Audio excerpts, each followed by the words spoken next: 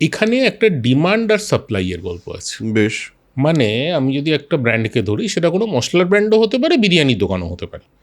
তাকে লোকের কাছে পৌঁছবার উপায় তখনকার দিনে ছিল খবরের কাগজের এফএম বা টিভি অ্যাডস। সেগুলো অসম্ভব কস্টলি, সবার কাছে সম্ভব নয়। ফলে রইল বাকি ডিজিটাল। সোশ্যাল মিডিয়া মার্কেটিং তুমি খেয়াল করে দেখো, তখনও ভীষণ পপুলার একটা হয়ে ওঠেনি। যে ঘরে ঘরে সোশ্যাল মিডিয়া মার্কেটিং আর ঘরে ঘরে রিল বানাচ্ছে, এই বস্তুটা তখনও হয়নি। ঠিক ঠিক। ফলে রইল বাকি এই জায়গাটা।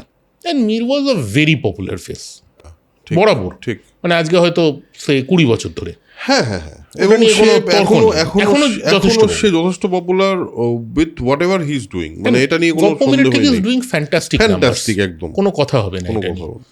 তো গুরু যখন ওই দিকটা দেখতো, তখন আমি চেলা হিসেবে বিজনেস সাইডটা দেখতাম। বেশ।